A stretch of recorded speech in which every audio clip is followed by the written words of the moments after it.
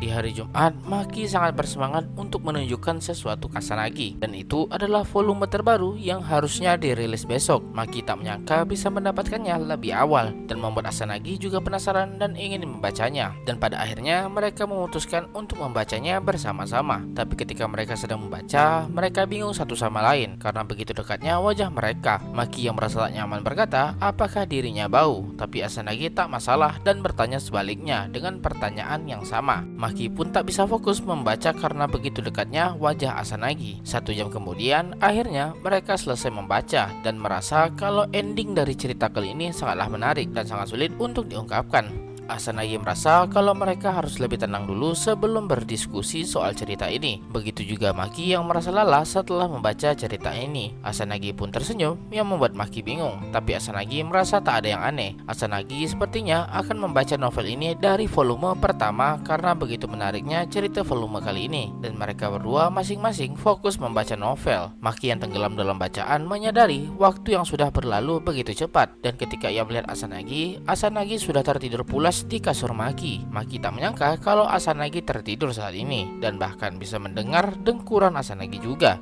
Maki tanpa sadar menatap Asanagi yang tertidur dan merasa kalau saat ini ia terlihat lebih santai dibanding sebelumnya. Dan tanpa sadar Maki juga ikut tertidur. Tak lama setelah itu ia dibangunkan dan mengira kalau itu adalah Asanagi, tapi orang itu malah merespon namanya sendiri yang membuat Maki bingung. Dan ketika ia sadar, di sana ada ibunya Maki yang tampak bingung dan membuat Maki terdiam dibuatnya. Ibu Maki pun meminta penjelasan apa yang terjadi ketika ia tak ada di rumah, dan akhirnya Asanagi dan Maki dimarahi oleh ibunya Maki dan meminta maaf. Ibu Maki juga menelpon ke rumah Asanagi untuk meminta maaf karena anaknya harus menginap di rumah mereka malam ini. Karena itulah ibunya Maki meminta izin. Setelah mendapatkan izin, Asanagi bisa tidur dengan tenang di sini, yang membuat Asanagi kaget mendengarnya dan merasa tak ingin merepotkan orang lain. Tapi karena sudah larut malam, maka akan sulit bagi Asanagi untuk pulang sekarang. Juga ibunya Maki akan menyuruh anaknya untuk menemani Asanagi pulang besok pagi dan meminta maaf secara langsung. Asanagi berkata kalau ia akan tidur di sofa malam ini, tapi itu membuat Maki merasa tak tenang dibuatnya dan menyuruhnya untuk tidur di tempat tidurnya saja, sedangkan Maki bisa tidur di sofa ataupun di lantai. Ibunya Maki bertanya apakah mereka berdua sudah makan malam. Juga Maki memberinya baju agar Asanagi bisa berganti untuk malam ini dan menyuruhnya untuk mandi duluan. Itu membuat Asanagi merasa tak enak dibuatnya. Setelah Asanagi pergi, ibu Maki tampak sangat kesal ke Maki, dan akhirnya ia mengerti kenapa tiba-tiba anaknya rajin membersihkan kamarnya dan bertanya sudah berapa lama Asanagi datang ke rumah mereka. Maki menjawab kalau sudah 2 bulan berlalu, tapi Maki dan Asanagi hanyalah teman biasa dan tak melakukan sesuatu yang aneh-aneh. Ibu Maki juga percaya dengan perkataan anaknya, tapi Asanagi itu seorang gadis, jadi Maki harus lebih berhati-hati lagi, dan Maki mengerti maksudnya dan akan meminta maaf ke orang tua Asanagi besok. Ibu Maki pun senang karena anaknya mengerti dan menggoda Maki dengan berkata kalau itu tak baik untuk menyentuh pipi seorang gadis yang sedang tertidur, dan membuat Maki menjadi sangat panik. Dan ibunya masih saja menggodanya, tapi Maki berkata kalau ia tak melakukan itu, dan ternyata Asanagi sedari tadi mendengar percakapan itu karena ia tak tahu di mana handuknya berada. Dengan wajah yang sangat memerah karena malu, ibu Maki dengan cepat memberitahukannya ke Asanagi di mana handuknya berada. Maki pun dengan cepat mempersiapkan tempat tidur dan membersihkan kamarnya juga. Maki juga baru sadar kalau Asanagi itu benar-benar seorang gadis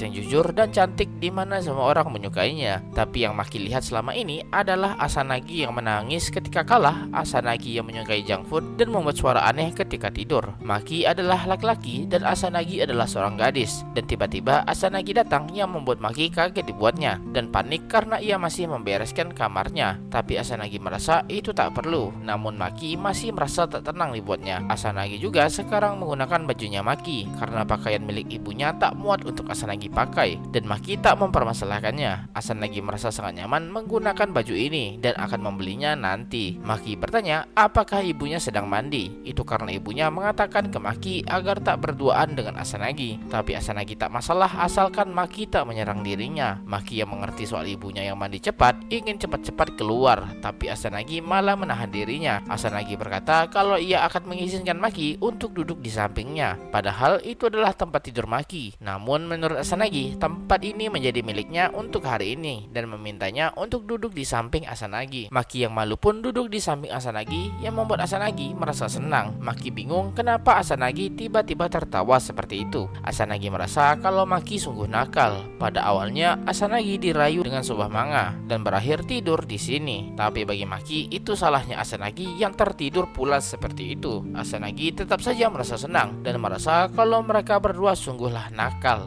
Maki terdiam malu dan Maki bertanya apakah Asanagi belum memberitahunya hubungan mereka sekarang ke Amami, dan Asanagi terdiam. Asanagi pun bingung apa maksudnya karena awalnya Maki ingin merahasiakan hubungan mereka dan merasa sangat egois dan meminta maaf ke Asanagi. Juga Maki merasa sedih ketika mereka harus menjaga jarak ketika mereka bersama Amami. Mendengar itu membuat Asanagi senang dibuatnya dan berkata kalau itu memang benar adanya sembari tersenyum. Tapi menurut Asanagi, perkataan Maki barusan benar adanya dan akan memberitahukannya ketika waktunya tiba. Dan pastinya Amami menjadi sangat kesal karena sudah merahasiakan ini darinya, dan Maki juga akan kena getahnya. Dan tiba-tiba Maki tersadar kalau ibunya sudah selesai mandi dan membuatnya panik. Maki bingung dan harus pergi secepat mungkin. Ketika ia ingin pergi, Asanagi menahan dirinya dan ingin mengatakan satu hal dan mengucapkan selamat malam ke Maki, yang membuat Maki tanpa sadar menjawabnya dengan rasa bingung dan merasa kalau malam ini ia akan sulit tertidur dibuat. Dan cerita pun berlanjut.